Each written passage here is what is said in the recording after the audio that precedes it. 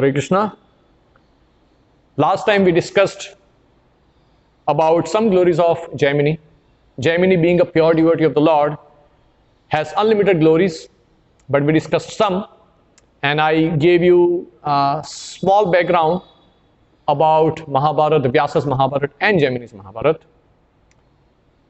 Under what circumstances Mahabharata was told, and something about Jaiminiya also I told you.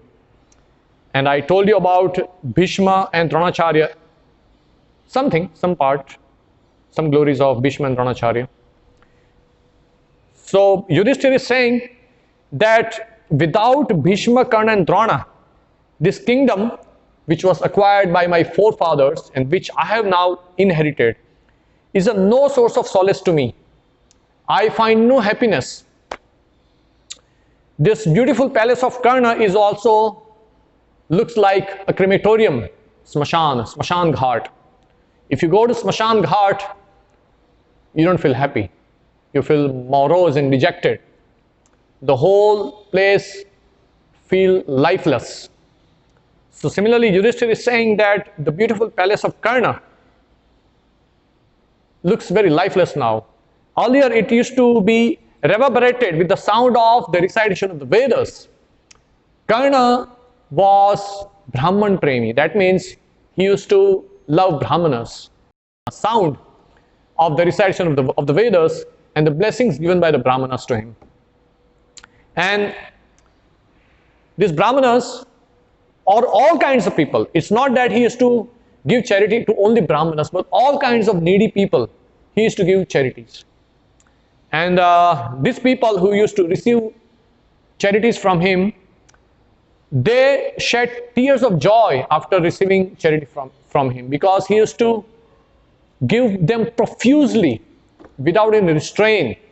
He used to satisfy them totally with all the charities, different kinds of charities. Whatever they needed, he used to give them. So they had absolutely banned this needy people used to approach Karna. If they came with any kind of grief, Karna would free them from all the grief, and then when they went back, they were always full of joy. That was Karna's positive side. So it's strange that he was so much charitably disposed, but still, because he was an offender to Krishna and his devotees, so ultimately he was slain. But Yudhisthira, stately as he was, always saw the brighter side. He looked at the bright side of Karna. Yudhisthira was not dosha drashti.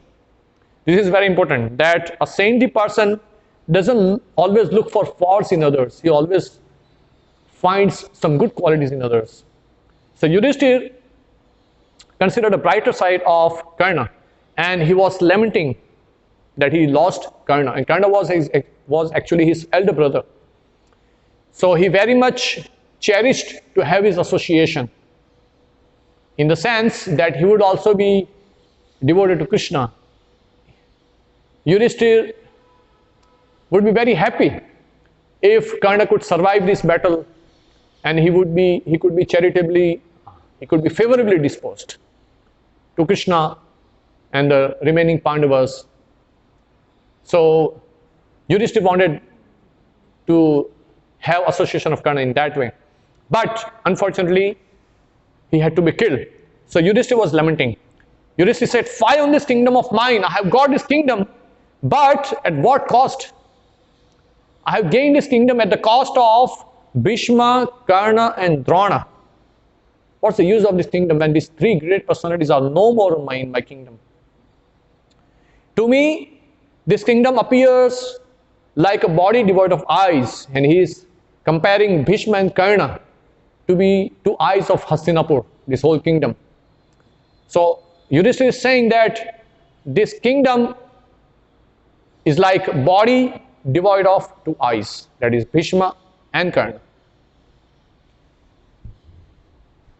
Even though Bhishma of unfathomable wisdom tried his best to admonish and convince me, yet my grief resulting from such killing such persons does not spare me.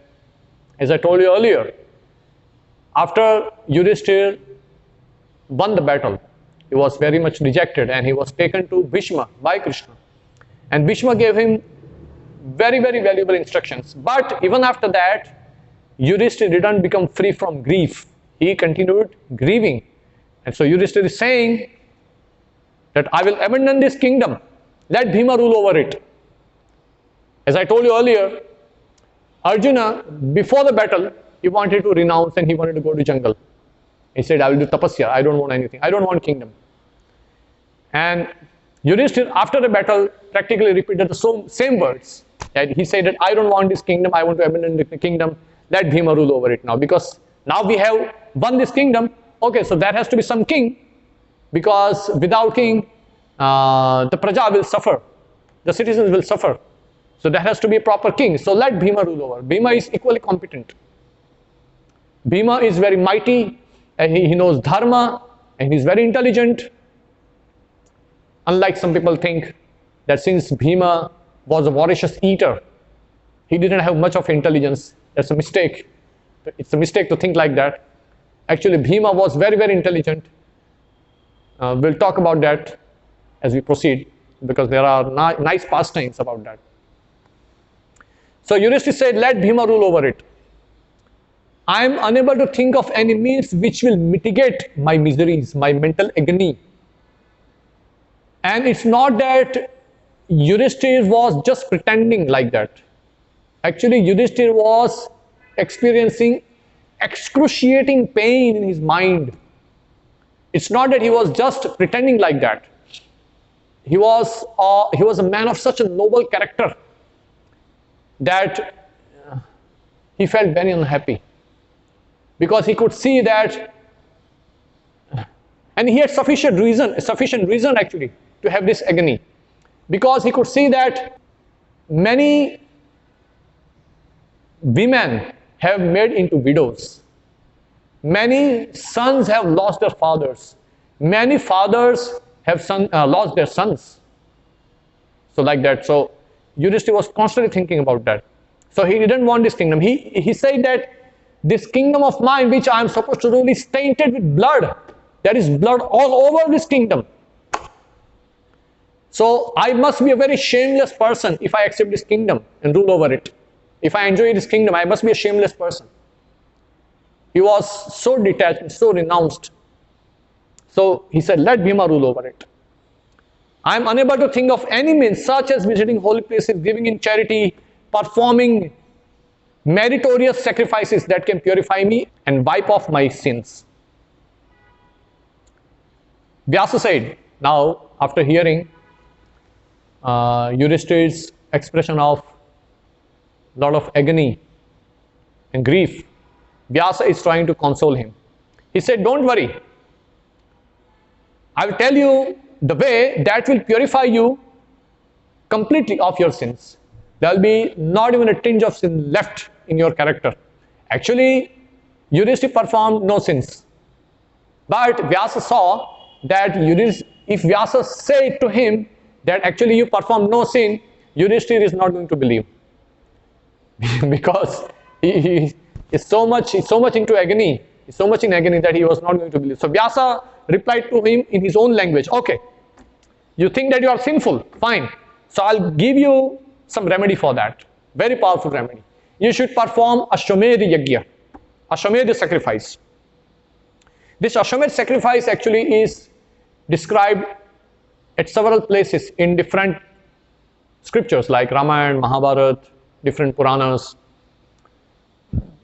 So Vyasa is saying that if you perform Ashvamedha yajna, it will cleanse you of killing your kinsmen and relatives. And he is giving an example also that Ramachandra himself, who was the Supreme Lord himself, performed 3 Ashvamedha yajnas. You also performed Ashvamedha yajna. And in that way, you should safeguard your kingdom. You should tend and safeguard your kingdom because you are a rightful heir of this kingdom. So you should not abandon it. You should accept it. You should follow the Raja Dharma and you should rule over this kingdom and make people happy. Why do you want to abandon this kingdom and go to forest?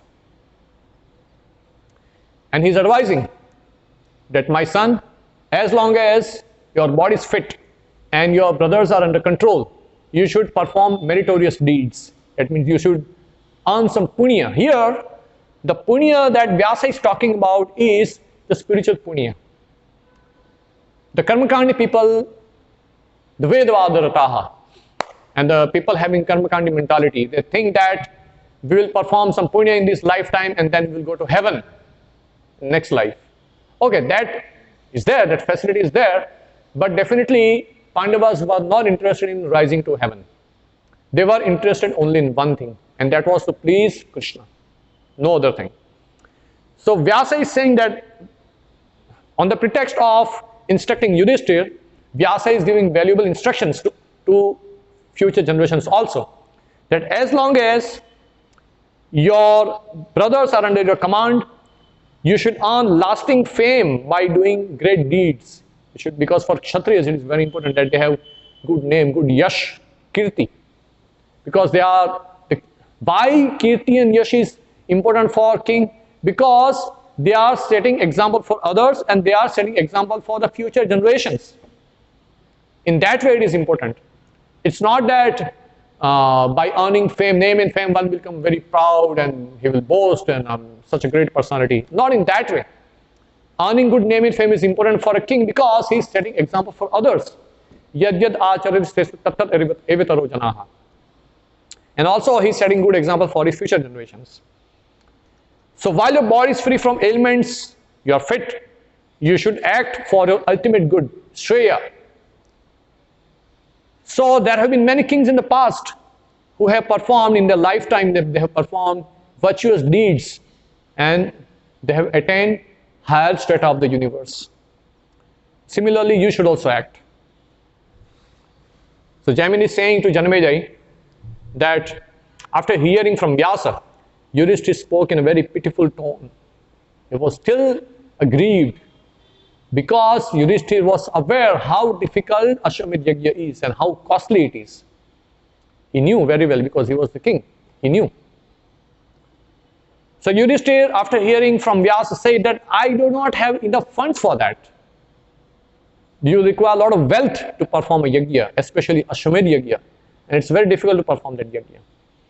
Without wealth, without money, how can I perform this sacrifice? In fact, in order to perform any sacrifice, you need some money. And especially Ashvamedha Yajna is especially very costly. So Yudhisthira found many reasons to be unhappy again because he was not able to perform this yajna. And he said that because I don't have enough money now because the money is lost in the battle, and at the same time I do not feel like taxing the subjects now. Subjects, that is the citizens, the praja. I don't want to levy taxes on them now because they also have lost their means of livelihood, because war is like that, battle is like that. When there is a battle, there is havoc in the society. The whole kingdom is drained of wealth. The wealth is lost, the money is lost. The Rajakosh, the treasure of the king, is also becomes empty. And the people also have to suffer in want of food, in want of clothes, in want of basic necessities of life. War is always like that. So Yudhisthira said that he didn't like to tax his subjects. Also, he didn't feel like waging war on the remaining kings also, because the remaining kings have been deprived of their parents. Which king he is talking about? The sons of the kings that were killed in the battle. So these kings, even if they turn against me, because actually Yudhisthira, many princes were enthroned. After their fathers died, they were enthroned on the throne as a king. But they were very young. They were very inexperienced. They were not mature. And Yudhisthira said that I don't want to wage war against them because they have been deprived of their parents.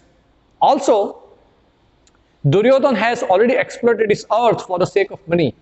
Duryodhan had a very exploiting mentality. So actually, in this world, whoever has this exploitive mentality is an agent of Duryodhan. Because Duryodhan was an agent of Kali. So Kali is going on now. So all the people in this world who have exploitive mentality, those who want to exploit others under so many pretexts, are actually small or big Duryodhans. And in Kali we find so many Duryodhans now. So Yudhisthira didn't want to do that because he said that Duryodhan had already exploited the earth for the sake of money. How can I torture different nations with the desire of gold? And how can I get help from my well-wishers? Because most of my well-wishers have died in the battle. So who will help me in this Herculean task? Because performing Ashvamedha Yajna is a Herculean task.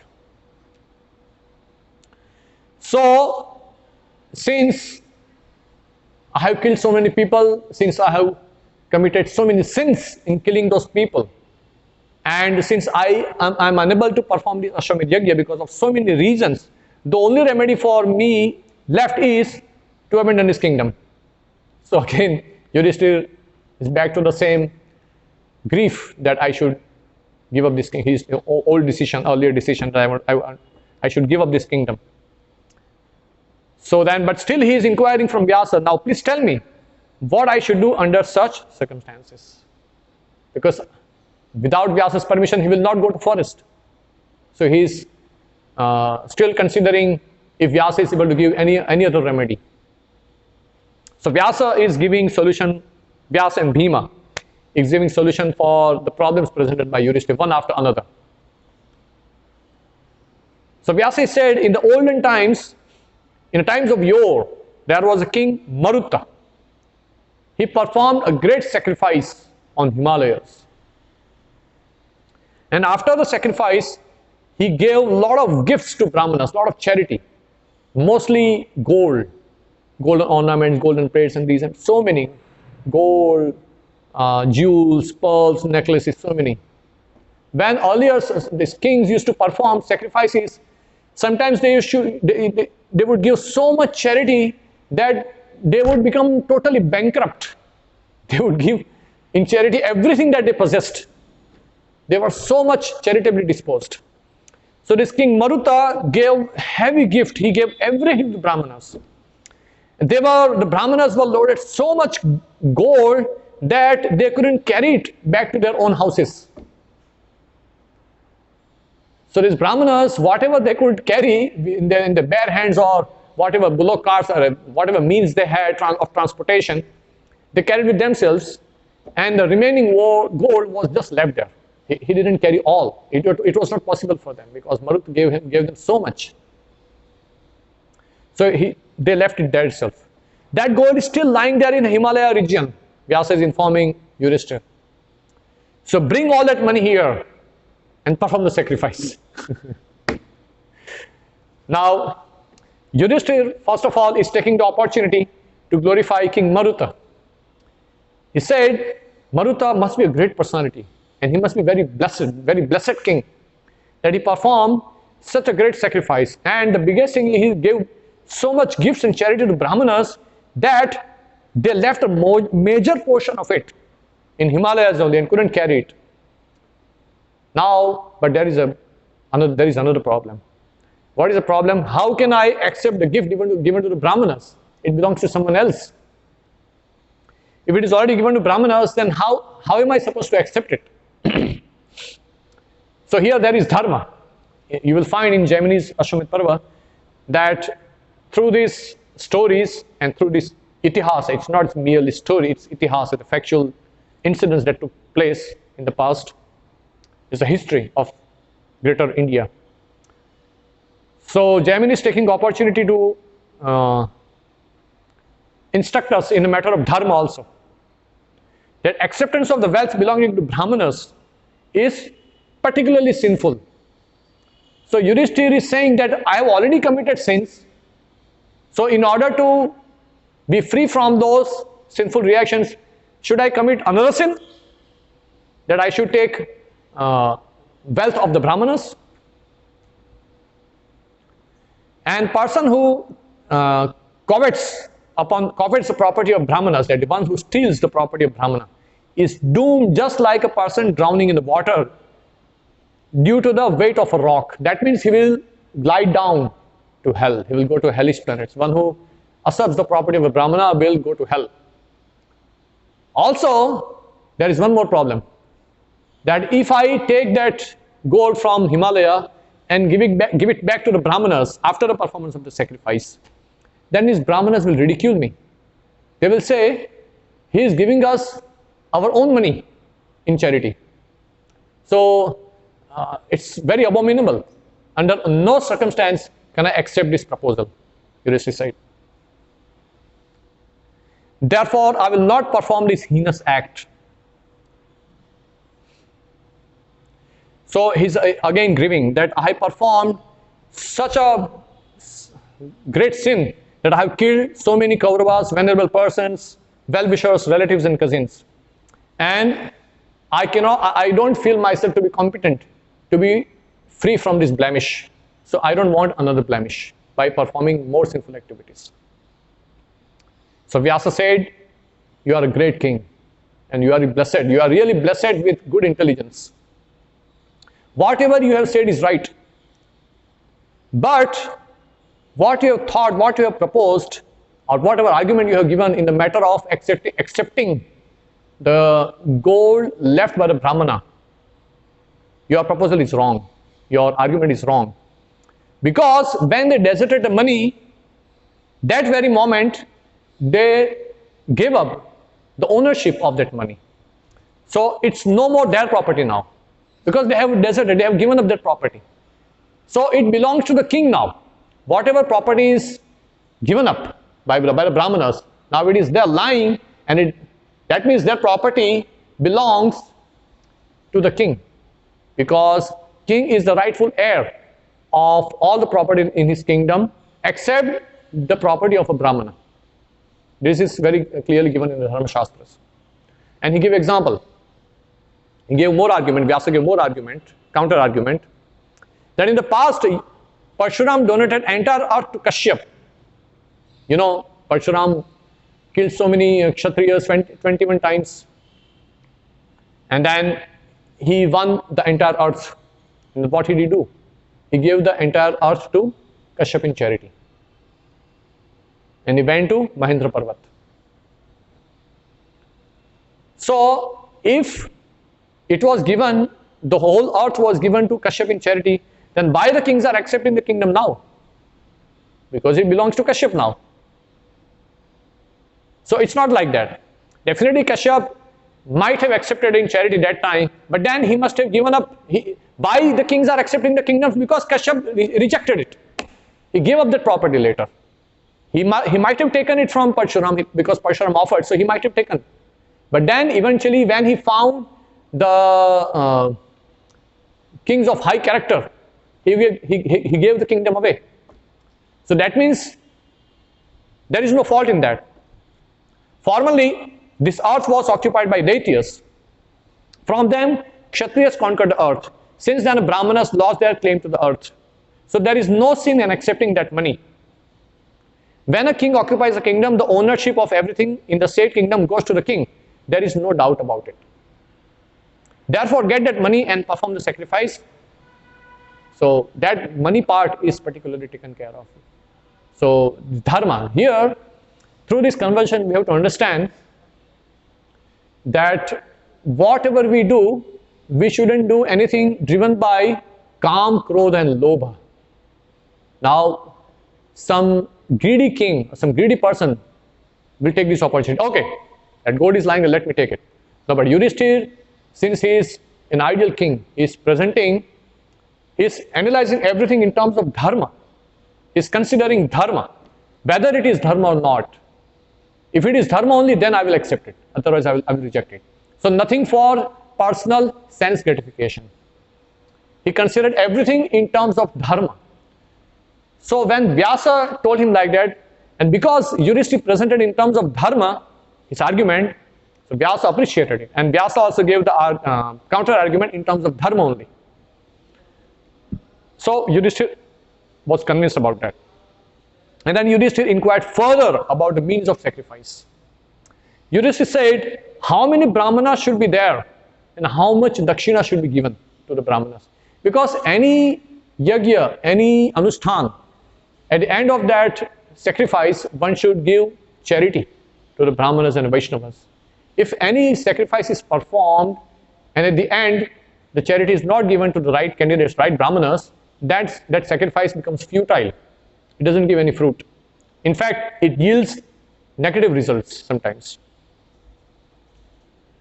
So Yudhisthira is inquiring how many brahmanas should be there, first of all, in Ashvamedha Yajna, and how much dakshina should be given.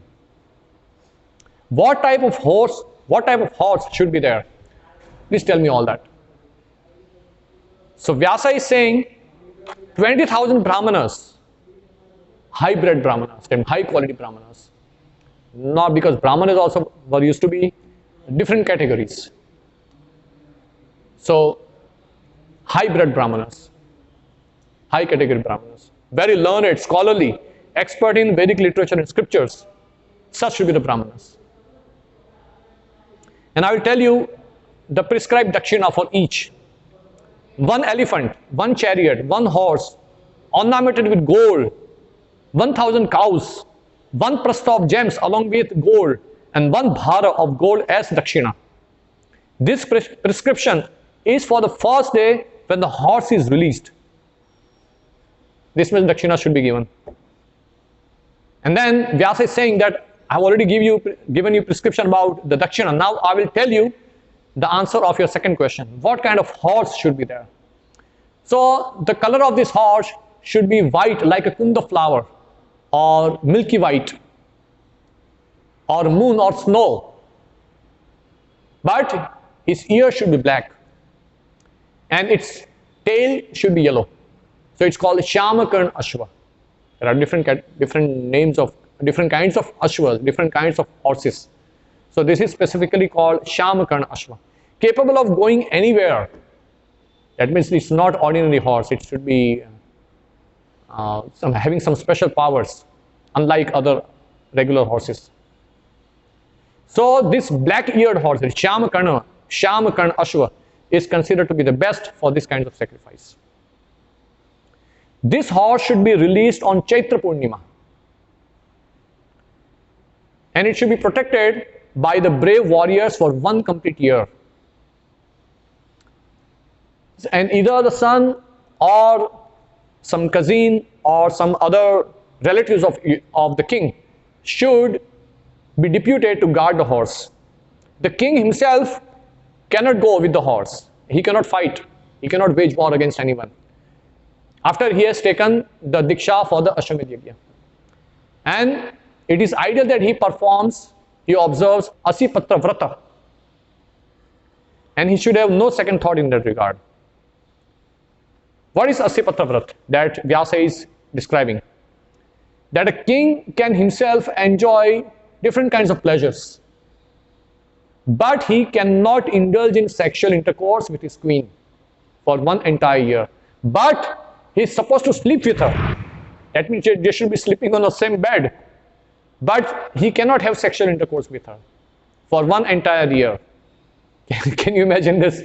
You are supposed to sleep with her, but you are not supposed to sleep with her. That means you are supposed to sleep with her, but you cannot indulge in sexual intercourse with her for one entire year.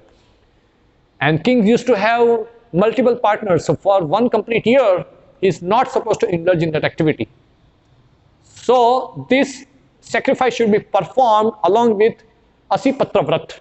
Then it is very, very powerful.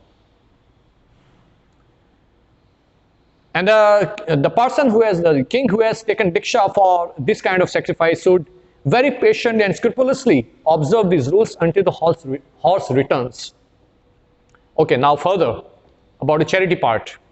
Wherever the horse passes stool or urine, there 1,000 cows should be given in charity. And oblations poured in the sacrificial fire through brahmanas who are to be given sumptuous dakshina with no hesitation. That should hang on the head of the horse a gold placard carrying the message from the king, performing that sacrifice reading as under. That means the horse should have that message hanging there on his neck. This horse has been released by me, so and so. The name of the king should be there on that particular placard, that I am releasing this horse for this particular purpose. If there is any mighty king, he may withhold his horse. If any king holds that horse, my army must get released by applying force. This way, this sacrifice is to be performed. Hare Krishna.